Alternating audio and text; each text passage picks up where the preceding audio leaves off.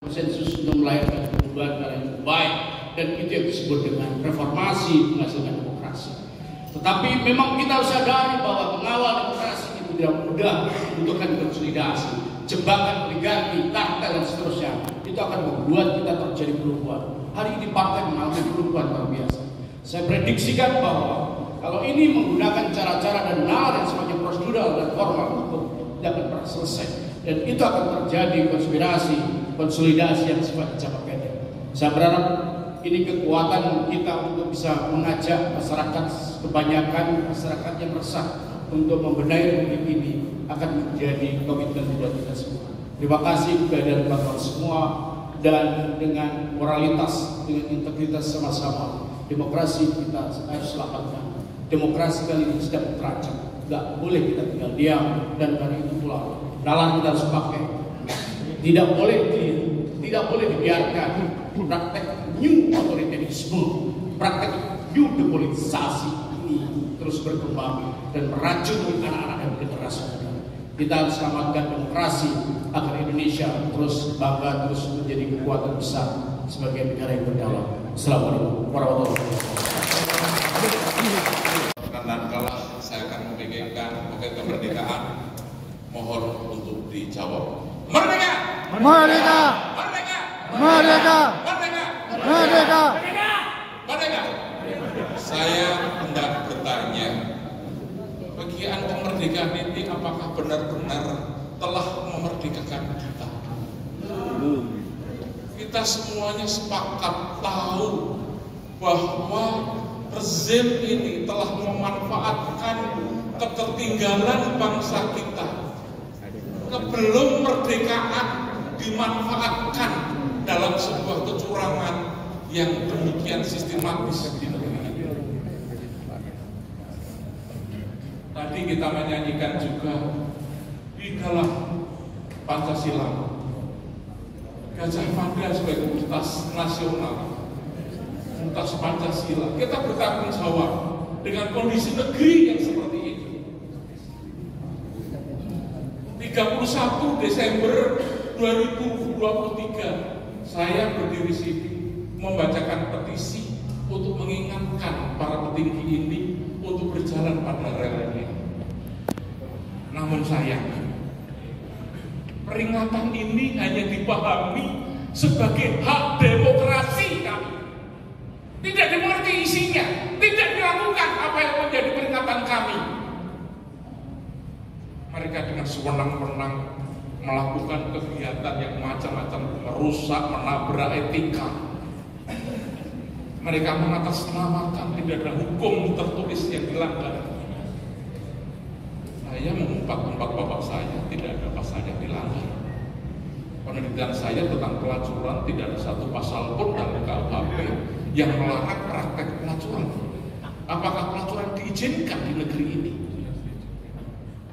Ini adalah satu yang sekali lagi orang justru pejabat-pejabat kita, petinggi-petinggi kita, bahkan presiden kita membodohkan rakyat kita. Ini loh tidak ada pasal yang dilanggar. Hanya bicara satu potong pasal dari sekian pasal yang ada. Itu pembodohan.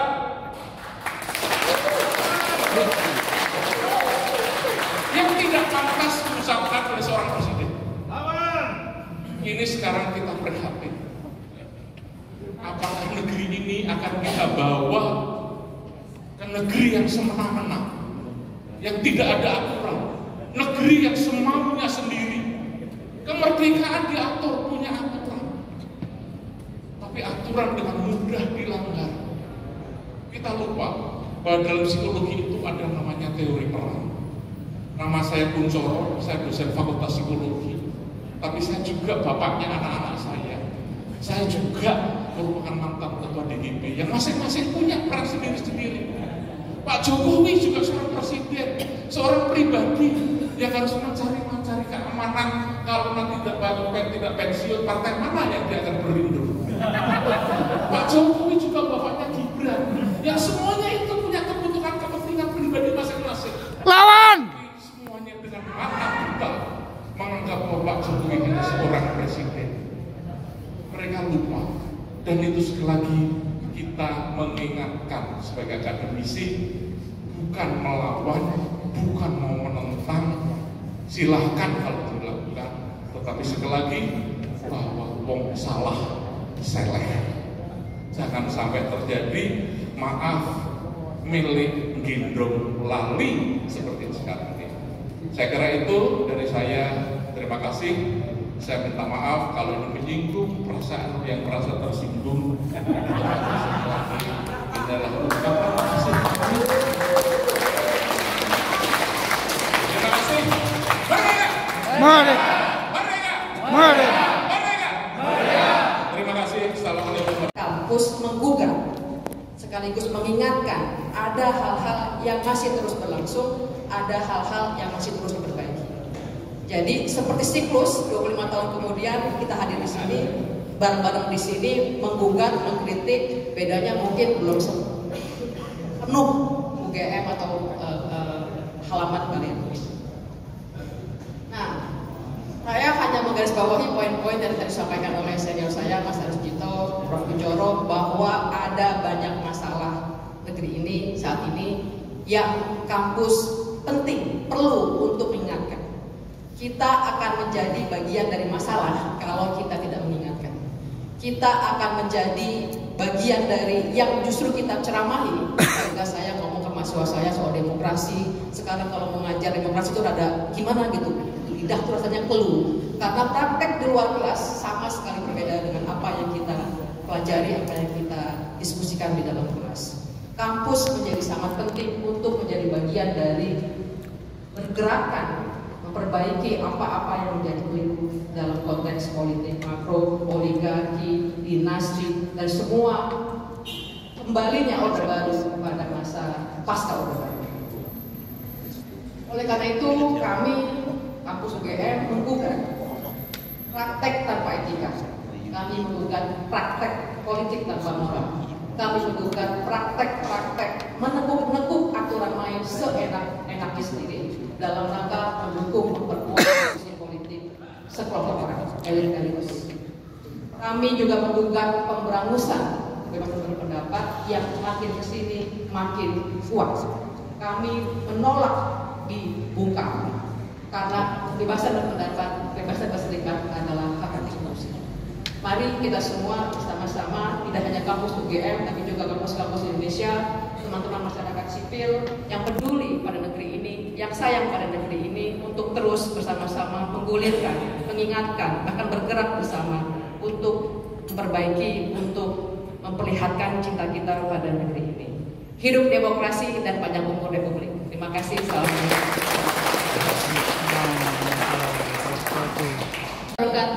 Selamat siang, salam sejahtera dan salam demokrasi untuk semuanya. Terima kasih sahabat-sahabat yang sudah bersama-sama dengan kami berkumpul di siang hari ini.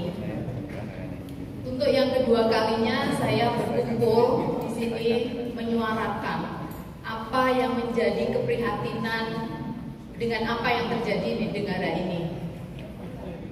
Dan sejarahnya Balairung ini menjadi satu tempat sebagai simbol bagaimana peradaban baru Indonesia dibentuk sejak kemerdekaan 1945. Dan kita berkumpul kembali di sini untuk bersama-sama.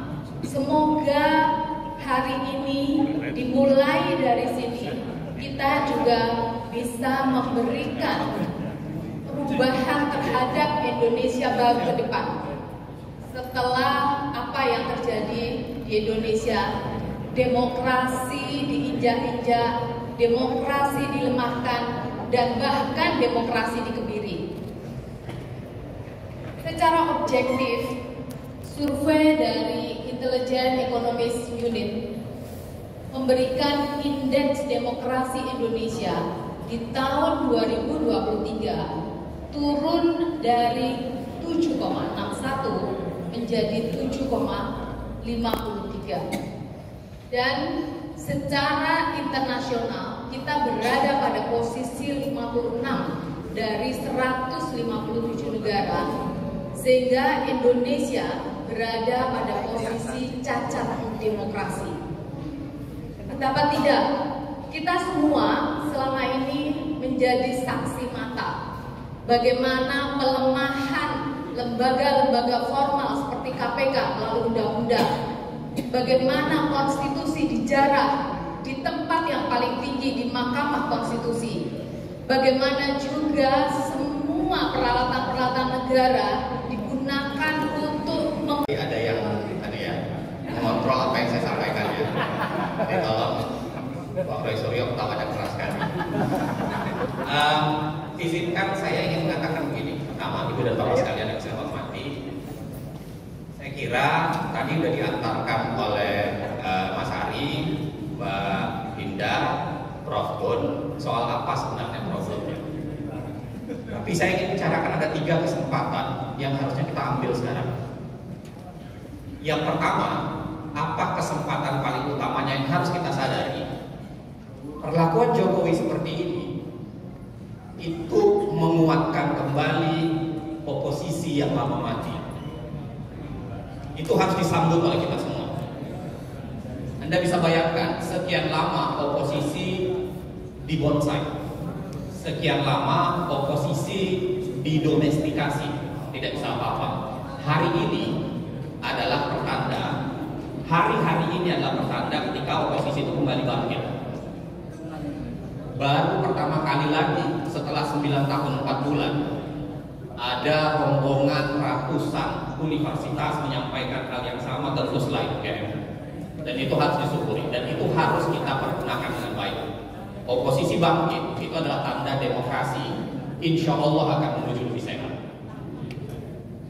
Yang kedua, saya mau bilang arus kekuatan demokrasi yang tidak demokratis, arus kekuatan tidak demokratis ini adalah pertanda bahwa kita semua harus membangun ulang arus demokrasi ini.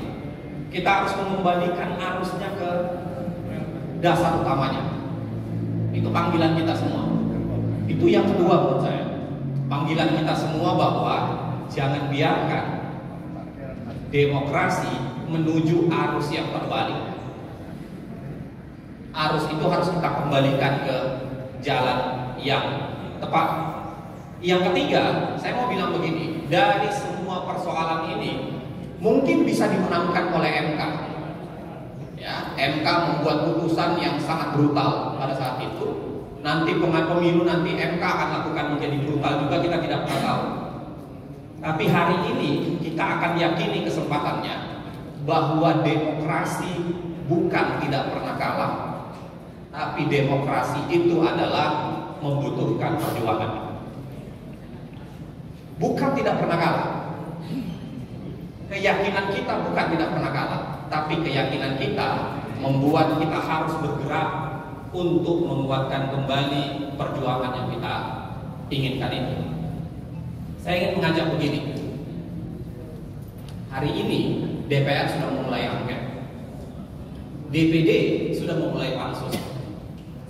Apa yang akan dimulai oleh kita akademisi terkhusus UGM? Apa? Maka harus kita pikirkan langkah yang lebih konkret.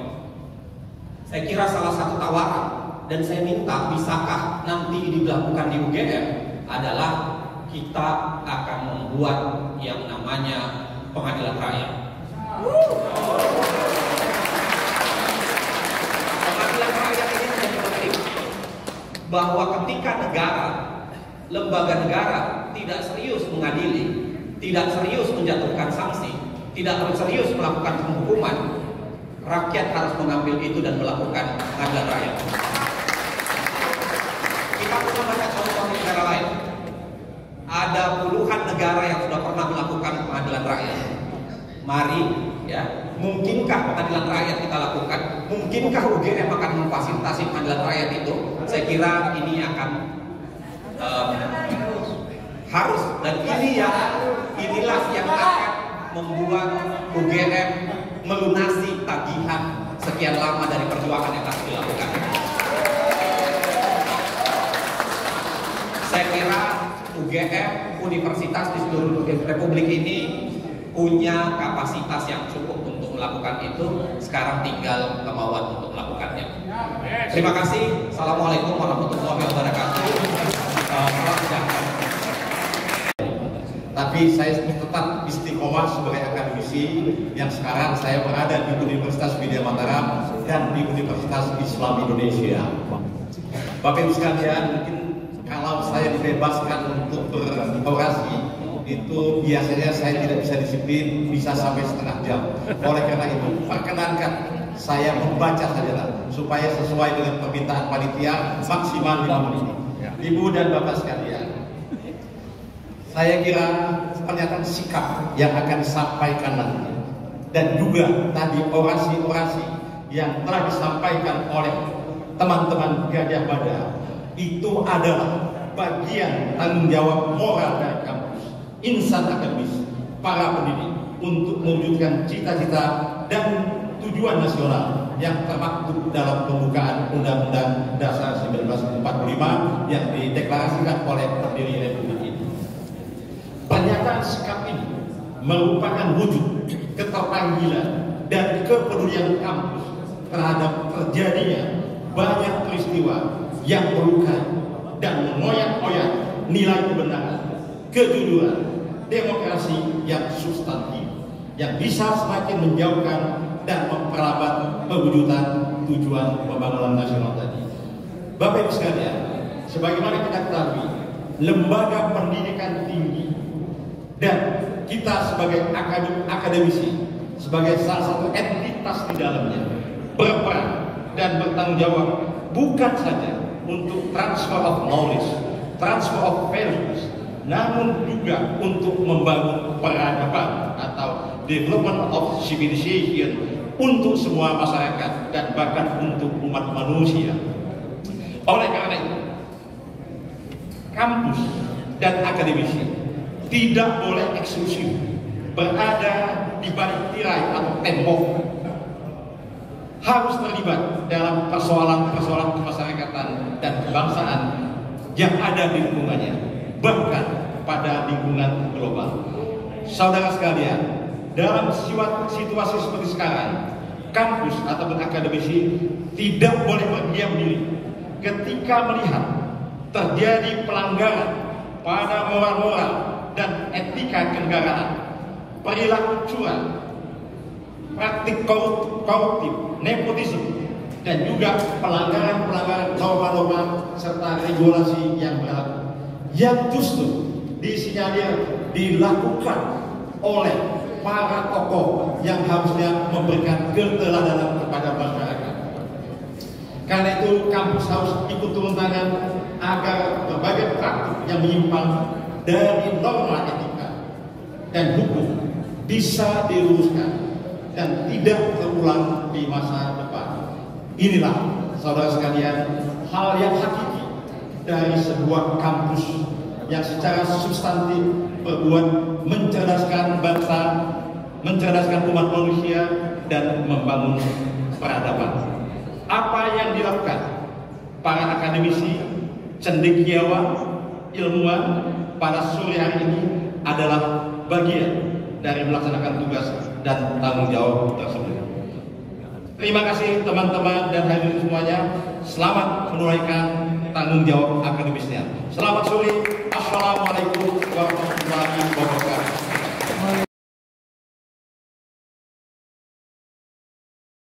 Melihat acara ini adalah sebagai perwujudan dari jiwa komitmen nilai dan tanggung jawab alumni.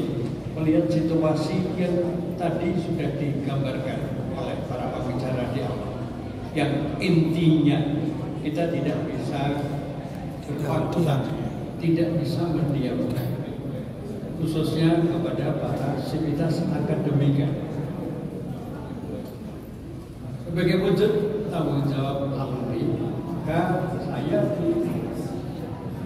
diminta untuk memberikan semacam persaksian dan penilaian serta penyikapan seperti Rektor Universitas Widya Mataram tadi.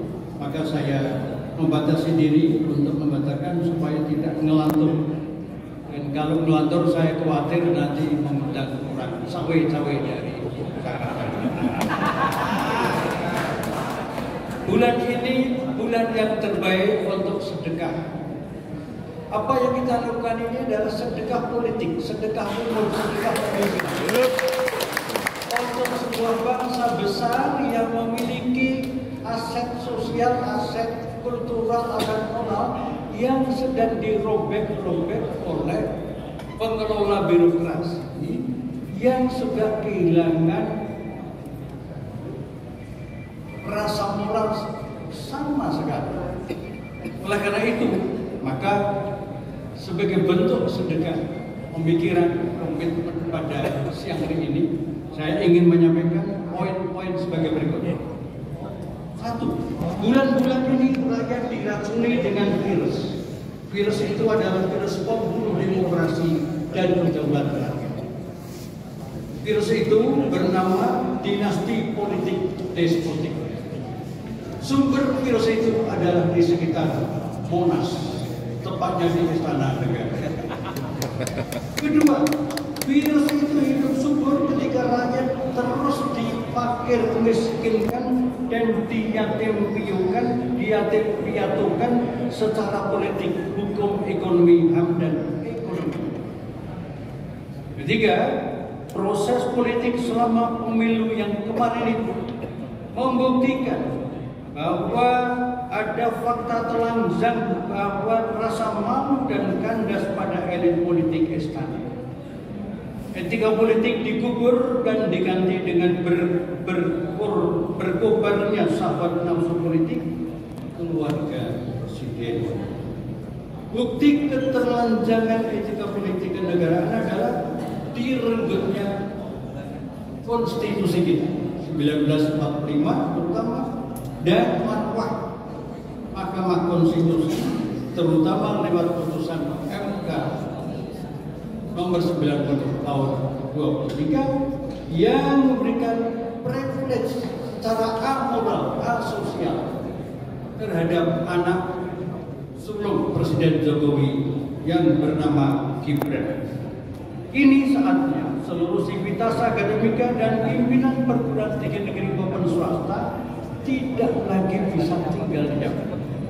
Ilmuwan yang diam itu sama saja mendiamkan kejahatan. Betul. Setuju. Kejahatan adalah kejahatan itu sendiri. Oleh karena itu kita menghimbau kepada rekan-rekan sivitas akademika di seluruh Indonesia, PTN dan BTS, untuk sesegera mungkin, syukur-syukur sebelum tanggal 20 Maret ini melakukan gerakan-gerakan adab penuh sopan, penuh santun, tapi tegas terhadap rezim yang memamerkan ketelanjangan etika, moral, dan rasa malunya. Sudah saatnya kita berpihak pada rakyat yang terus ditipu terus setiap 5 tahun melalui pemilu yang selalu bermasalah itu untuk kembali kepada marwah rakyat sebagai satu-satunya subjek hukum yang berdaulat. Demikianlah sebagai alumni saya sampaikan dan terima kasih. Assalamualaikum warahmatullahi wabarakatuh. Waalaikumsalam warahmatullahi wabarakatuh. Assalamualaikum warahmatullahi wabarakatuh. Waalaikumsalam warahmatullahi wabarakatuh. Shalom, Om Swastiastu, Namo Buddhaya, salam kebajikan, salam sejahtera bagi kita semua. Saya di sini sebetulnya tidak pantas disebut mewakili seluruh mahasiswa Universitas Gadjah Mada.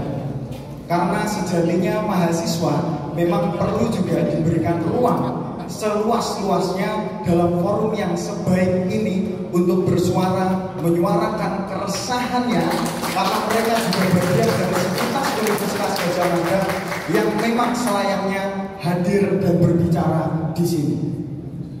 Momentum ini perlu kita maknai sebagai bentuk cinta Universitas Gadjah Mada kepada Indonesia, sebagai wujud kepedulian yang memang sudah seharusnya ditujukan terhadap apa yang terjadi belakangan ini. Demokrasi yang rasanya makin digerogoti, demokrasi yang rasanya telah kehilangan esensi karena ada pemisahan demos dan kratos yang dilakukan secara masif dan terstruktur. Mendiang Profesor Cornelius, guru besar departemen saya, pernah mengatakan dosa terbesar kaum intelektual tidak diperhitungkan berdasarkan jumlah kesalahan ataupun jumlah kesalahan yang diperbuat, melainkan dinilai dari kebohongan dan ketakutan dalam mengungkapkan kebenaran. Sekali lagi, dosa seorang intelektual tidak diperhitungkan berdasarkan jumlah kesalahan yang diperbuat, tetapi oleh kebohongan dan ketakutan dalam mengungkapkan kebenaran. Maka apa yang menunjukkan bahwa kita sekarang, orang ini menunjukkan bahwa kita sudah berada di dalam jalur yang tepat. Sebagai intelektual yang pada akhirnya perlu untuk menjaga jarak dengan kekuasaan dan mengingatkan bagaimana kekuasaan seharusnya dikelola sebaik-baiknya, sehormat-hormatnya untuk bangsa dan negara. Sebagai sebuah universitas, UGM memiliki kewajiban untuk mengkoreksi penyelenggara negara yang semakin jauh dari nilai moral, nilai etika, dan nilai-nilai kemanusiaan dalam menyelenggarakan demokrasi di Indonesia. Melalui gerakan ini kami harapkan sinergi dan kolaborasi antara para akademisi dan mahasiswa serta seluruh guru besar. Sudah saatnya, sudah selayaknya kita bersatu menyatakan kebenaran. Kalau setelah ini kemudian ada pihak yang keberatan, yang tidak sepakat dengan apa yang saya sampaikan, apa yang para guru besar sampaikan, maka kami harus menerima dan menjadikan itu sebagai semangat untuk terus bersikap. Karena itu merupakan bentuk kesungguhan dalam mengungkapkan kebenaran. A man may die, nation may rise and fall, but an idea lives on. Akhir kata, mari kita rawat perjuangan ini. Mari kita saling bersama untuk terus mencoba untuk memperbaiki kondisi bangsa ini. Salam perjuangan, merdeka! Merdeka! Merdeka! Merdeka! Merdeka! Merdeka! Wassalamualaikum warahmatullahi wabarakatuh.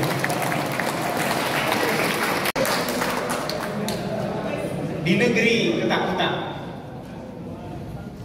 bagai lembaga penjara, di negeri ketakutan, pendidikan dikelola sebagai industri ketakutan.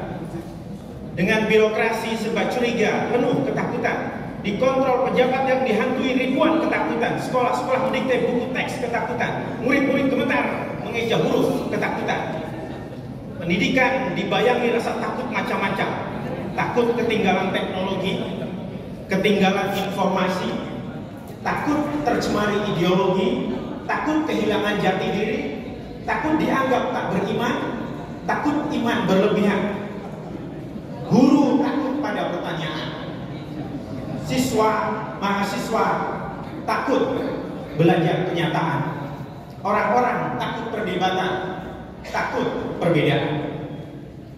Sekolah dan universitas sibuk indoktrinasi, pikiran siswa dan mahasiswa dibuat seragam menurut sistem yang menolak dipertanyakan.